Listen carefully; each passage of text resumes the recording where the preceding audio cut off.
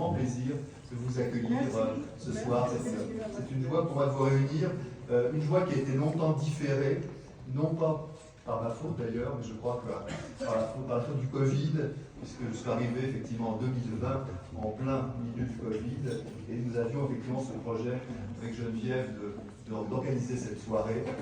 Nous l'avons différé de 6 mois en 6 mois, mais heureusement ce moment est venu, effectivement, nous pouvons nous réunir ensemble pour cette soirée.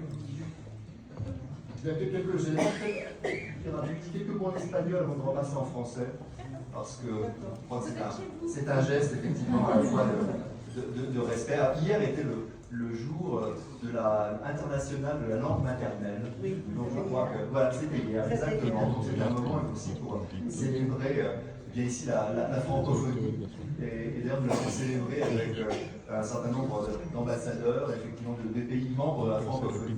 80 pays font partie de l'espace francophone. Il y a plus de 300 millions de personnes qui parlent français dans le monde, et en 2060, il y aura 600 millions de personnes qui parleront français dans le monde entier. Et dans ces 600 millions, 3 quarts auront moins de 30 ans. Donc je crois que c'est extraordinaire. Pour les personnes, effectivement, pour madame qui m'a donné ce livre que vous avez écrit, l'enseignement du français, je crois que vous aurez beaucoup de travail encore, parce que je pense que le français est une langue qui continuera à être une langue internationale et une langue pratiquée partout, y compris au Mexique. Le Mexique étant un pays observateur de l'Organisation internationale de la francophonie. Estamos reunidos hoy en día para celebrar el 20º aniversario de la Asociación Raíces Francesas en México, 20 ans le plus bel âge de la vie. Creada hace 20 años por Geneviève Béraud Supervielle, que je salue très chaleureusement, más conocida como Minouche, y hoy su presidenta de honor. Esta dinámica asociación se ha dedicado desde el principio en preservar y hacer conocer la historia y el patrimonio de la inmigración francesa hacia México, además de favorecer los lazos entre los descendientes de franceses en México. Parler de racines françaises au Mexique, c'est tout d'abord évoquer la présence ancienne de ressortissants français dans ce pays. Ce phénomène a débuté, vous savez mieux que moi, mais je vais vous le redire parce que ma connaissance est plus récente que la vôtre, débuté dans les années 1830 avec la création en 1833 de la ville de... C'est votre héritage et vous le portez très bien. Et je salue les personnes qui sont venues de San Rafael et du nord de Veracruz. Ils sont là. Mon grand-père, il est venu de Chantry. Voilà, madame, etc. J'ai vu Carlos aussi quelque part, Carlos Couturier, il se cache discrètement, comme son habitude. Voilà. Et alors, bien évidemment, arrivant à Saint-Raphaël et dans le nord de Veracruz, ils sont bien sûr consacrés à d'autres tâches, passant effectivement de la vigne à la canne à sucre ou à la vanille. Et ensuite donnant naissance à d'autres villages de Saint-Raphaël que j'ai mentionnés, et Mentidero, que je ne connais pas encore, mais ce sera ma prochaine visite, tous dans l'état de Veracruz. Et ce sont des noms, bien sûr, qui résonnent à tous. J'en ai entendu plusieurs fois mentionner cette soirée, et donc des patronymes comme capitaine, justement, ou couturier.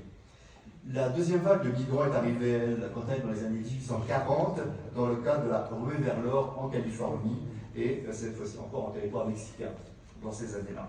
Finalement, la plupart des immigrés sont venus de la ville de Barcelonnette, aujourd'hui liée à la Vallée des Bravos, par un jumelage très dynamique, puisqu'il y a quelques semaines ou quelques mois, la maire de Barcelonnette est venue à Vallée des Bravos, après effectivement, au cours de l'été, un déplacement inverse de la municipalité de Vallée des Bravos qui s'est rendue à Barcelonnette. Je crois que je veux dire que vous étiez présente aussi pour la présentation de votre livre. Et de Barcelonnette, bien évidemment, de la vallée de l'Ubaye, et environ 6 à 7 000 personnes seraient venues entre 1850 et 1960, dont les fameux frères Arnaud, dont nous avons effectivement parlé à plusieurs reprises ce soir.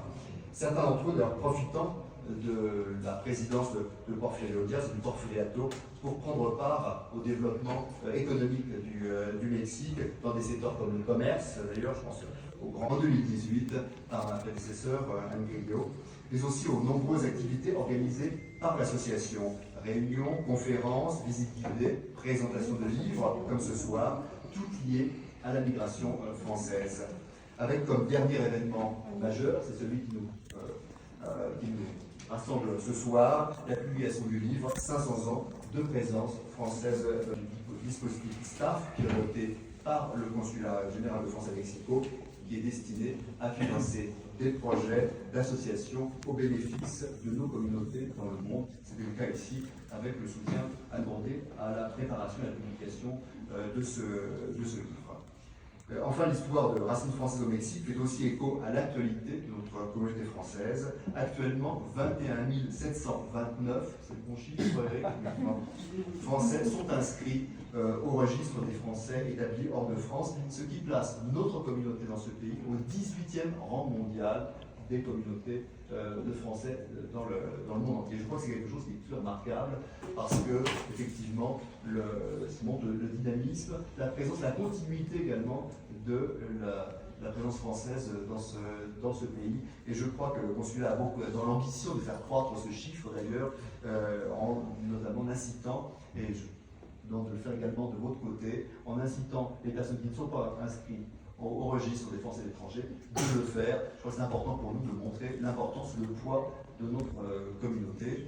Communauté qui est également la première communauté française en Amérique latine. Je crois que c'est quelque chose qui mérite effectivement d'être souligné, installé dans des villes effectivement comme Mexico, comme Guadalajara également, Monterrey, mais également bien d'autres endroits. J'ai mentionné Veracruz, un état dans lequel notre présence est également ancienne. Je crois qu'il n'y a pas effectivement d'État dans ce pays dans lequel il n'y ait pas au moins quelques Français qui soient installés, qui est développé d'ailleurs souvent le réseau de nos alliances françaises. Si nous avons 32 alliances françaises dans ce pays, un des réseaux les plus importants au monde, je le dis devant Baleine Brachet qui a beaucoup contribué, je crois que c'est aussi dû au dynamisme de notre communauté et la volonté effectivement de développer des institutions qui promeuvent non seulement la langue française, mais également notre culture, toujours bien évidemment dans un esprit de multiculturalité et de plurilinguisme. En tout cas, un grand merci à tous ceux qui animent ce réseau, qui également, peut-être mentionner un élément très important pour notre communauté, c'est le réseau de nos établissements scolaires. Sont scolarisés dans ces établissements